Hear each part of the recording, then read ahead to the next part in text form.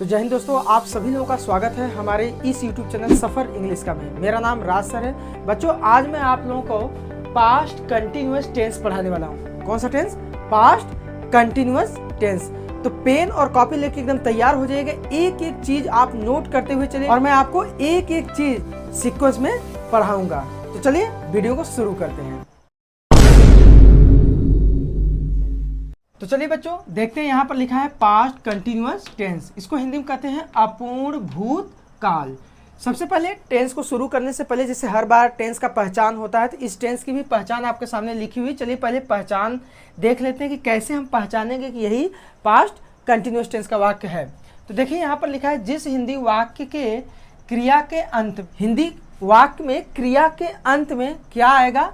रहा था, रही थी, रहे थे आदि शब्द आए तो ऐसे वाक्य को हम पास्ट कंटिन्यूअस टेंस का वाक्य कहते हैं। बच्चों, बहुत आराम से एकदम पेशेंस के साथ देखिएगा, एक एक चीजें एकदम क्लियर होने वाली हैं। यह कह रहा है कि जिस हिंदी वाक्य के क्रिया के अंत में क्या रहेगा?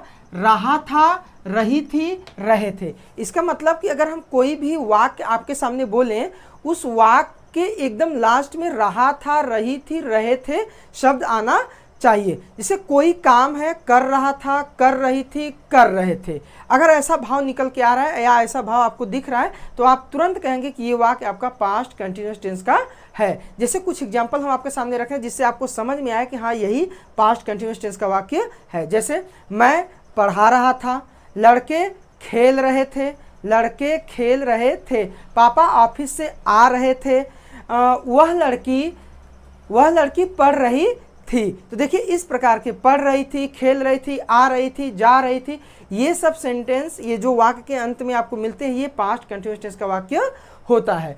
अब चलिए, पहचान तो हो गया। अब पहचान के बाद आप यहाँ देख पा रहे होंगे, यहाँ लिखा है हेल्पिंग वर्ब, सहायक क्रिया। बच्चों, आप जानते होंगे कि हर टेंस का अपना अपना एक हेल्पिंग वर्ब होता है। इस टेंस की जो हेल्पिंग वर्ब है, आप जरा देख पा रहे होंगे यहाँ कि हेल्पिंग वर्ब सहायक क्रिया इसकी है। यहाँ पर देख पा रहे होंगे कि यहाँ लिखा है वाज और वेयर। इसका मतलब है कि इस टेंस में, अर्थात पास्ट कंटिन्यूअस टेंस की दो हेल्पिंग वर्ब हैं।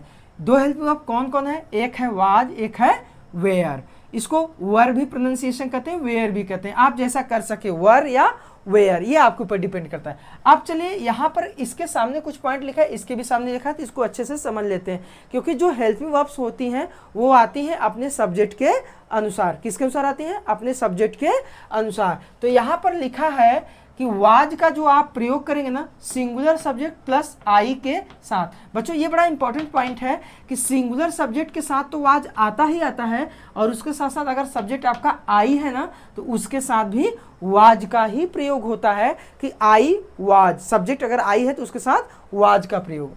और यहाँ पर वेयर है, तो वेयर के लिए लिखा गया है प्लूरल सब्जेक्ट के साथ। तो वेयर का प्रयोग किस सब्जेक्ट के साथ? प्लूरल सब्जेक्ट के साथ। अगर सब्जेक्ट आपका प्लूरल है, प्लूरल सब्जेक्ट कौन कौन होते हैं? I, we, you, they, these, those, या कोई प्लूरल नेम हो गया जैसे बॉयज, गर्ल्स, टीचर्स, यही तो होते हैं प्लूरल सब्जेक्ट। तो उनके साथ हमें किसका प्रयोग करना है? वेयर का प्रयोग। तो चलिए, अब हमें ये चीज पता चल गया, पहचान हम कर पाए, हेल्पिंग वर्ब हमारे सामने पता चल गया, वाज, वेयर इस टेंस में हेल्पिंग वर्ब होते हैं।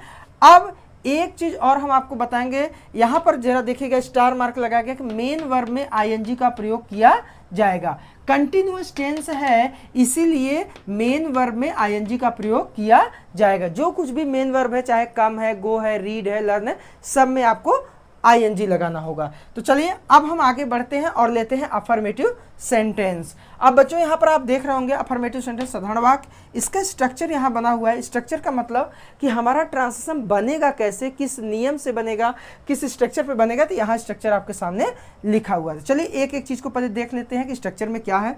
स्ट्रक्चर में सबसे पहले सब्जेक्ट, फिर जो भी इस टेंस की सहायक क्रिया है, वाज या वेयर, हेल्पिंग वर्ब, फिर इसके बाद मेन वर्ब जो भी रहेगा उसमें हम लगाएंगे आईएनजी, फिर ऑब्जेक्ट, फिर अदर वर्ड। तो ये स्ट्रक्चर के माध्यम से अब हम जो भी सेंटेंस सामने आएंगे उसको हम सॉल्व करेंगे या ट्रांसलेट करेंगे। तो चलिए, इस स्ट्रक्चर के हिसाब से अफर्मेटिव सेंटेंस का पहला सेंटेंस लेते हैं कि मैं उसे मना रहा था। पहला सेंटेंस है, मैं उसे मना रहा था। इस सेंटेंस में सबसे बड़ी समस्या ये है बच्चों कि मना रहा था, जो वर्ड है मनाना, कोई अगर मान लीजिए कोई रूठ गया है, हमसे नाराज हो गया, तो हम उसे मनाते हैं, और जब मनाते हैं तो वैसे मनाना की अंग्रेजी तो सेलिब्रेट भी होता है, लेकिन वो फेस्टिवल मनाया जाता है सेलिब्रेट। कोई व्यक्ति हमसे रूठ गया है उसको मनाने की बात होगी तो उसके लिए एक शब्द होता है परसुएड। क्या होता है? परसुएड। तो चलिए अब बच्चों इसका ट्रांसलेशन करते हैं। तो सबसे पहले सब्जेक्ट लिखेंगे। सब्जेक्ट है मैं की अंग्रेजी होता है आई, और अभी आपको सब्जेक्ट आई के साथ यहाँ पर बताया गया कि यदि सब्जेक्ट आई है तो उसके साथ आप वाज का प्रयोग करेंगे। तो सब्जेक्ट आई और इसके साथ लगेंगे वाज। I was. अब जो भी मेन वर्ब है उसमें लगेगा ING, तो ये हो जाएगा परसुएड, PERSUADE। परसुएड मीन्स होता है मनाना, लेकिन एक चीज ध्यान देना बच्चों, जो भी मेन वर्ब रहेगा उसमें लगेगा ING। तो यहाँ पर एक चीज आपको ध्यान देना होगा, यह एक ऐसी क्रिया है कि इसके अंत में ई है। तो बच्चों आपको मालूम होगा कि अगर किसी क्रिया के अंत में अगर ई लगा है, अगर कोई कहे कि आप इसमें ING लगाइए, तो ये अंतिम अक्षर ई हट जाता है और इसके बाद फिर इसमें ING लगता है। तो ये हो गया परसुएडिंग। तो आई वॉज परसुएडिंग, मैं मना रहा था, ये तो हो गया मेन वर्ब में ING। अब ऑब्जेक्ट, ऑब्जेक्ट इस सेंटेंस में है उसे। मान लीजिए जिसे हम मना रहे थे वो कोई पुरुष है तो आप लिखेंगे हिम। लेकिन मान लीजिए कि मैं उसे मना रहा था, उसे जिसे मनाने की बात हुई, कोई स्त्री थी, कोई लड़की थी या कोई महिला थी, तो वहां पर हम उसके लिए लिखेंगे हर। तो देखिए इस प्रकार सेंटेंस बन गया कि आई वॉज परसुएडिंग हिम या आई वॉज परसुएडिंग हर, अगर मान लीजिए कोई स्त्री थी, इस प्रकार से। अब अगला सेंटेंस लेते हैं, यहाँ पर है अफर्मेटिव का ही है। रमेश अपनी बहन के साथ लूडो खेल रहा था। अभी सेंटेंस प्रेजेंट कंटिन्यूअस टेंस का है, अफर्मेटिव सेंटेंस है। स्ट्रक्चर आपके सामने है। सबसे पहले सब्जेक्ट, तो रमेश अपनी बहन के साथ लूडो खेल रहा था, तो इसमें सब्जेक्ट है रमेश। सब्जेक्ट सिंगुलर है इसलिए यहां पर आएगा हेल्पिंग ऑफ वाज, क्योंकि सिंगुलर सब्जेक्ट के साथ वाज का प्रयोग। तो रमेश वाज। अब हेल्पिंग वर्ब के बाद जो भी मेन वर्ब रहेगा उसमें लगेगा ING। तो इसमें जो मेन वर्ब है वो है खेल रहा था, और खेलना का अंग्रेजी होता है प्ले, इसमें लग जाएगा ING। तो ये हो गया playing. Ramesh was playing, Ramesh खेल रहा था। अब मेन वर्ब में ING के बाद ऑब्जेक्ट चाहिए मुझे। अब इस सेंटेंस में ऑब्जेक्ट क्या है? तो ऑब्जेक्ट ढूंढना बड़ा आसान है। खेल रहा था, पूछो क्या खेल रहा था, तो आएगा लूडो। अब ये आपका है ऑब्जेक्ट, लूडो, ये ऑब्जेक्ट है। ऑब्जेक्ट के बाद अब आपको जरूरत पड़ेगी अदर वर्ड का। तो बच्चों इस सेंटेंस में अदर वर्ड है अपनी बहन के साथ। अपनी बहन के साथ की अंग्रेजी हम लिखेंगे विथ। इसके बाद अपनी बहन के साथ, अपनी की अंग्रेजी रमेश के हिसाब से यहाँ पर हिज हो जाएगा। बच्चों जो अपना की अंग्रेजी होता है ना, वो सेंटेंस में आए हुए सब्जेक्ट के अनुसार ही अपना की अंग्रेजी बनता है। बच्चों अगर आपको अपना की अंग्रेजी नहीं मालूम है कि कैसे यूज करते हैं, कौन सा सब्जेक्ट है तो कौन सा अपना की अंग्रेजी आएगा, अगर आपको नहीं मालूम है, अगर आपको जानना है, तो आप हमें हमारे कमेंट बॉक्स में कमेंट करके बताइएगा। हम उस पर भी एक वीडियो लेक्चर डेवलप कर देंगे, जिससे आपको कभी भी अपना की अंग्रेजी बनाने में समस्या नहीं आएगा। अगर आपको चाहिएगा तो वीडियो के कमेंट बॉक्स में जरूर कमेंट करके बोल दीजिएगा। अब हम यहाँ पर अपना की अंग्रेजी हिज लिखेंगे। इसके बाद बहन, विथ हिज सिस्टर, यहाँ लिख देंगे सिस्टर। ये देखिए बन गया Ramesh was playing ludo with his sister. अब यहाँ पर अगला सेंटेंस लेते हैं, लड़के कक्षा में शोर मचा रहे थे। तो लड़के कक्षा में शोर मचा रहे थे। इस सेंटेंस का सॉल्व करने के लिए सबसे पहले हमें चाहिए सब्जेक्ट, और सब्जेक्ट है यहाँ पर लड़के, जिसकी अंग्रेजी हो जाएगा बॉयज। और बॉयज कोई सिंगुलर सब्जेक्ट नहीं है, यह है प्लूरल सब्जेक्ट। तो यहाँ पर हेल्पिंग वर्ब हम लगाएंगे वेयर, क्योंकि यहाँ पर देखिए वेयर का रहा है प्लूरल सब्जेक्ट के साथ आएगा, तो प्लूरल सब्जेक्ट है तो यहाँ पर लगा देंगे वेयर। ये है हेल्पिंग वर्ब हो गया। अब मेन वर्ब में ING। अच्छा, कक्षा में शोर मचा रहे थे। शोर मचाना ही होता है मेक ए नॉइज, जिसमें मेक माने होता है मचाना और ए नॉइज माने होता है शोर। तो मेक ए नॉइज। अब यहाँ पर मेन वर्ब है हमारा मेक। अब आप बच्चों देख रहे होंगे कि मेक में आप लास्ट में ई देख रहे हैं, तो ING लगाते समय आप इसको हटा देंगे। ये हो गया मेकिंग। मचा रहे थे, क्या मचा रहे थे? शोर, ए नॉइज। ये हो गया मेकिंग ए नॉइज। तो हेल्पिंग वर्ब हो गया, मेन वर्ब में ING लग गया और ऑब्जेक्ट भी हो गया, क्योंकि मचा रहे थे तो क्या मचा रहे थे? शोर, ऑब्जेक्ट हो गया। अब बात आ रही है अदर वर्ड की। अदर वर्ड क्या है? कक्षा में, यही तो है मेरा अदर वर्ड, कक्षा में। कक्षा में की अंग्रेजी हो गया इन द क्लास। ये इस प्रकार से ये अफर्मेटिव बन गया सेंटेंस। अब चलते हैं निगेटिव सेंटेंस में। तो चलिए बच्चों देखिए, निगेटिव सेंटेंस है और निगेटिव सेंटेंस का यहाँ पर स्ट्रक्चर भी बना हुआ है। मैं आपको बता दूं, कि अगर बच्चों अगर आपको अफर्मेटिव समझ में आता है ना तो निगेटिव बहुत ही आसान है, क्योंकि पूरा का पूरा हूबहू स्ट्रक्चर वही होता है। आप देखेंगे जब आप अफर्मेटिव को स्ट्रक्चर देखे होंगे तो subject, helping verb, was were ऐसे ही था, बस यही वाज वेयर हेल्पिंग वर्ब के बाद यहाँ नॉट जुड़ गया है, फिर मेन वर्ब में आईएनजी, ऑब्जेक्ट और अदर वर्ड जैसे अफर्मेटिव में था, इस सेम वैसे ही है। तो चलिए निगेटिव का स्ट्रक्चर ये आपके सामने है और कुछ सेंटेंसेस लिए हैं, चलिए इसको सॉल्व करते हैं। पहला सेंटेंस है, वह मंदिर की ओर नहीं देख रही थी। वह मंदिर की ओर नहीं देख रही थी, इसका मतलब कि ये जो है सब्जेक्ट वो कोई स्त्री है, तो यहाँ पर इसकी अंग्रेजी हो जाएगा सी, सब्जेक्ट हो गया। अब सब्जेक्ट सी है, सिंगुलर सब्जेक्ट है, तो यहाँ पर आ जाएगा उसके हिसाब से वाज। फिर चूंकि निगेटिव सेंटेंस है, नहीं शब्द आया है, तो यहाँ पर अब आ जाएगा आपका नॉट, क्योंकि नियम कर रहा है सबसे पहले सब्जेक्ट, फिर हेल्पिंग वर्ब वाज या वेयर में से कोई एक, फिर नॉट, फिर मेन वर्ब में आईएनजी। स्ट्रक्चर जैसा कहता है वैसे एक एक चीज रखते चलिए, ट्रांसलेशन ऑटोमेटिक बनता चला जाएगा। तो ये देखिए मेन वर्ब में आईएनजी, कह रहे हैं कि मंदिर की ओर नहीं देख रही थी। नहीं देख रही थी, देखना के अंग्रेजी लुक, LOOK, और इसमें लग जाएगा आईएनजी, लुकिंग, नहीं देख रही थी। मंदिर की ओर, मंदिर की ओर, बच्चों ये बड़ा इंटरेस्टिंग वर्ड आया है, मंदिर की ओर, कॉलेज की ओर, घर की ओर, गांव की ओर, शहर की ओर। बहुत ही सिंपल इसका अंग्रेजी है।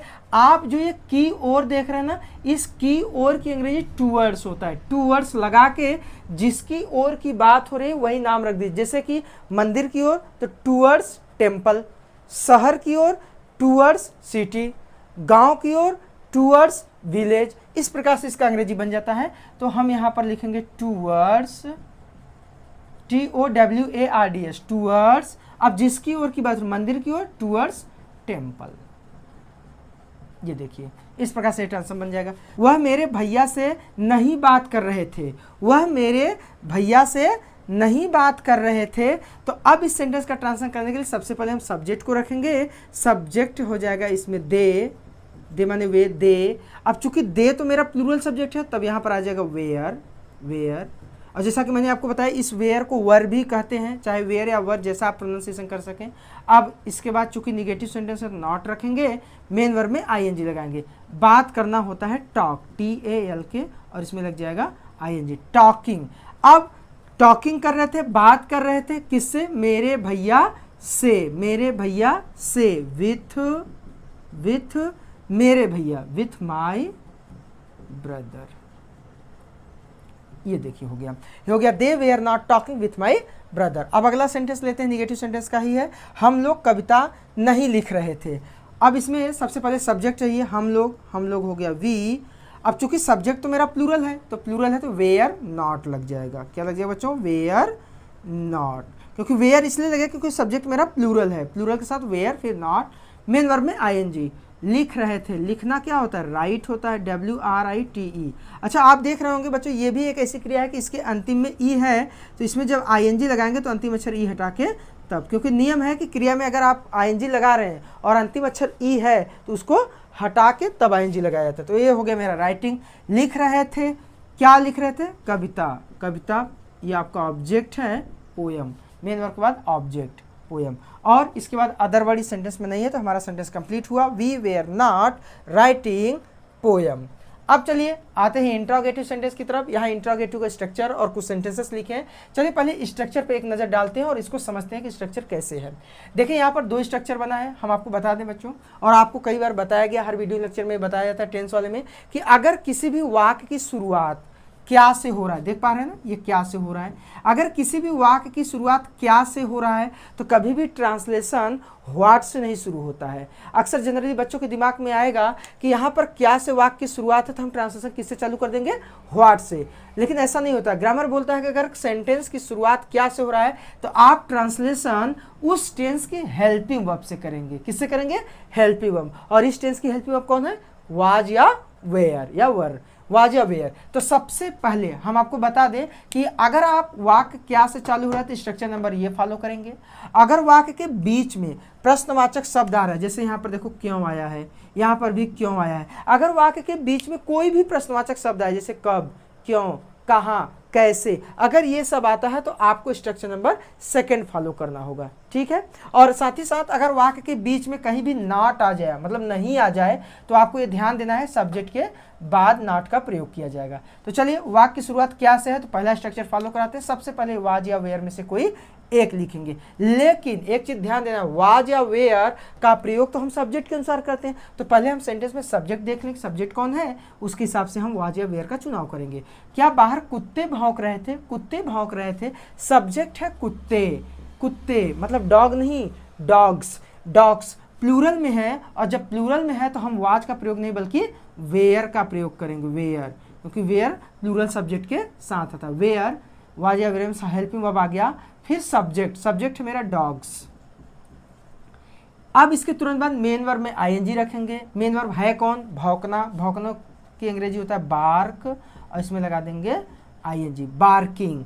तो वेयर डॉग्स बार्किंग, भौंक रहे थे। अब इसके बाद ऑब्जेक्ट है क्या इस सेंटेंस में, नहीं, इस सेंटेंस में ऑब्जेक्ट नहीं बच्चों। अब सीधे हम बात करेंगे अदर वर्ड की, तो इस सेंटेंस में अदर वर्ड है बाहर, बाहर, बाहर मतलब आउट, ठीक है। तो वेयर डॉग्स बार्किंग आउट, या यहाँ पर आउट न लिख के बल्कि आउटसाइड भी लिख देंगे तो शायद ये बढ़िया आपका जो मीनिंग है निकल के आ जाए। आउटसाइड, बाहर भौंक रहे थे, बाहर की तरफ भौंक रहे थे, ये हो जाएगा, और यहाँ पर क्वेश्चन मार्क लगा देंगे, ठीक है। अब अगला सेंटेंस लेते हैं, क्या राधा उस समय नहीं पढ़ रही थी। ये भी सेंटेंस की शुरुआत आप देख रहे हैं क्या से हो रहा है, तो सबसे पहले हम वाज या वेयर में से किसी एक को रखेंगे। ये डिपेंड करता है मेरा सब्जेक्ट कैसा है, सिंगुलर है तो वाज लगाइए, प्लूरल है तो वेयर लगाइए। सब्जेक्ट है राधा, तो राधा तो सिंगुलर सब्जेक्ट है, इसलिए हम यहाँ पर प्रयोग कर लेंगे वाज का, तो वाज आ गया। अब हम सब्जेक्ट को रखेंगे, तो सब्जेक्ट मेरा यहाँ पर राधा है, RADHA, राधा सिंगुलर सब्जेक्ट है। अब मेन वर्ब में आईएनजी लगाएंगे। मेन वर्ब कौन है,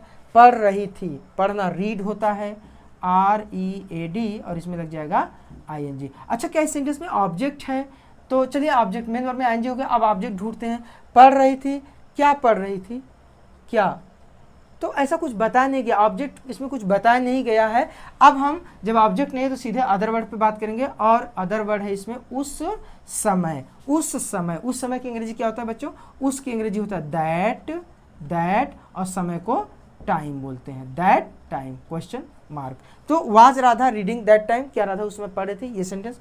अब अगला सेंटेंस लेते हैं, तुम वहां अकेले क्यों जा रही थी, क्यों जा रही थी। अब आप देख पा रहे होंगे कि इस सेंटेंस में जो क्वेश्चन वर्ड है वो वाक्य के बीच में आया है, और जब वाक्य के बीच में आया है तो अब स्ट्रक्चर नंबर 2 फॉलो होगा, और सबसे पहले इसी क्वेश्चन वर्ड को रखना होगा, क्योंकि स्ट्रक्चर बोला है सबसे पहले क्वेश्चन वर्ड। क्वेश्चन वर्ड है क्यों, क्यों की अंग्रेजी यहाँ पर हो जाएगा वाई, वाई। अब वाज रखे कि वेयर, हेल्पिंग वर्ब, ये तो मेरा सब्जेक्ट डिपेंड करेगा, सब्जेक्ट मेरा यू, यू तो मेरा प्लूरल सब्जेक्ट है, तो इसलिए यहाँ पर हम रख लेंगे वेयर। इसके बाद हम सब्जेक्ट को रखेंगे, सब्जेक्ट मेरा तुम अर्थात यू। अब नॉट कह रहा है सब्जेक्ट बार रखने के लिए, अगर सेंटेंस में नहीं शब्द रहेगा तभी नॉट का प्रयोग होगा, नहीं तो हम आगे बढ़ जाएंगे, नॉट को नहीं लगाएंगे, सीधे मेन वर्ब में आईएनजी। तो मेन वर्ब इसमें है जा रही थी अर्थात गो, इसमें लगा देंगे आईएनजी, गोइंग। अच्छा, तो जा रही थी, तो इसके बाद क्या इस सेंटेंस में ऑब्जेक्ट है क्या, नहीं, इस सेंटेंस में ऑब्जेक्ट नहीं है। लेकिन एक चीज ध्यान देना है बच्चों का, अगर किसी सेंटेंस में गो शब्द का प्रयोग किया गया है तो गो के बाद तुरंत उसी शब्द को रखते हैं जहां जाने की बात होती है। ये चीज आप अपने दिमाग में लॉक करके रख लीजिए, फिट कर दीजिए कि अगर सेंटेंस में गो शब्द आए तो जहां जाने की बात होती है उसके तुरंत बाद उसी शब्द को लिखते हैं। तो देखिए इस सेंटेंस में कहाँ जाने की बात हो रही, तुम वहां अकेले क्यों जा रही थी, जाने की बात हो रही है कहाँ, वहां, तो गोइंग देयर। इसके बाद हाँ, हालांकि अदर वर्ड तो ये भी है, और इसमें एक वर्ड आया है अकेले, ये भी अदर वर्ड है। तो अदर वर्ड किसी सेंटेंस में आते हैं तो उसको आगे पीछे करके रख दिया जाता है, कोई दिक्कत नहीं। लेकिन आप ऐसे सेंटेंस में जब गो वाली बात आ जाए तो ध्यान देना, जहाँ जाने की बात होती है पहले उसको लिखते हैं, इसके बाद जो बचा चीज़ रहे उसको रख देते हैं। तो यहाँ पर अकेले बचा है तो अकेले को कहते हैं एलोन, एलोन। अब क्वेश्चन मार्क लगा देंगे, ये बन जाएगा। तो why were you going there alone. अब अगला और अंतिम सेंटेंस लेते हैं इंट्रोगेटिव का, कि राकेश तुम्हारे साथ क्यों नहीं आ रहा है, राकेश तुम्हारे साथ क्यों नहीं आ रहा है। तो सबसे पहले हम क्यों की अंग्रेजी लिखेंगे वाई। अब इसके तुरंत बाद हम वाज या वेयर हेल्प वर्ब से किसी एक को रखेंगे। तो राकेश तुम्हारे साथ क्यों नहीं आ रहा है, इस सेंटेंस में सब्जेक्ट कौन है, राकेश, राकेश। तो राकेश के हिसाब से हम लिखेंगे वाज। इसके तुरंत बाद सब्जेक्ट को ही रख देंगे। सब्जेक्ट मेरा राकेश है तो हम रखेंगे राकेश। चूंकि सेंटेंस निगेटिव भी है क्योंकि प्रश्नवाचक शब्द के साथ नहीं भी आया है तो यहाँ कह रहा है सब्जेक्ट के बाद नॉट लगा दी। सब्जेक्ट मैंने लिख दिया, अब लगाएंगे नॉट। अब आगे बढ़ेंगे तो मेन वर्ब में आईएनजी, मेन वर्ब है आना, आना तो कम। आप देख पा रहे होंगे कम की स्पेलिंग ये होता है बच्चों, ई होता है अंत में। और हमने आपको कई बार बताया वीडियो लेक्चर, अभी शुरू में भी बताया था, कई सी क्रियाएं आई थी बहुत सी जिसके अंत में ई आ रहा था, तो आईएनजी लगाते समय आप क्या कर रहे थे, इस ई को हटा दे रहे थे। अब फिर इस प्रकार से आईएनजी लगा देंगे, कमिंग। तो अब आगे बढ़ेंगे यहाँ पर देखिए बच्चों, यहाँ है लिख दिया गया है, चूंकि पास्ट कंटिन्यूअस टेंस का सेंटेंस है तो यहाँ पर था होना चाहिए। राकेश तुम्हारे साथ क्यों नहीं आ रहा था, ठीक है, इस प्रकार से। तो कमिंग। अब देखिए यहाँ पर अब हम मेन वर्ब में आईएनजी लगा दिए हैं। अब ऑब्जेक्ट है क्या इस सेंटेंस में, इस सेंटेंस में ऑब्जेक्ट है क्या, नहीं। अब हम सीधे अदर वर्ड की बात करेंगे। तो तुम्हारे साथ ये अदर वर्ड है, तो तुम्हारे साथ विथ यू, क्वेश्चन मार्क लगा देंगे। ये सेंटेंस बनकर तैयार है कि why was Rakesh not coming with you. देखिए बच्चों कितने आसान तरीके से, कितने सिंपल तरीके से, एक एक चीज को बड़ी सिंपल तरीके से हमने आपको समझा दिया कि पास्ट कंटिन्यूअस टेंस के वाक्य कैसे सॉल्व किए जाते हैं। तो बच्चों अगर आपको ये वीडियो लेक्चर अच्छा लगा हो तो वीडियो को लाइक जरूर करिएगा। अगर आप पहली बार हमारे चैनल पर आए तो चैनल को सब्सक्राइब कर लीजिए। बगल में घंटी का निशान दिख रहा होगा, उस घंटी के निशान को जरूर दबाइएगा जिससे आगे आने वाली हर एक नई नोटिफिकेशन आपको मिल सके। तो चलिए फिर मिलते हैं एक नई वीडियो लेक्चर में, एक नए जोश के साथ, एक नई उम्मीद के साथ। तब तक आप मस्त रहिए और व्यस्त रहिए। जय हिंद।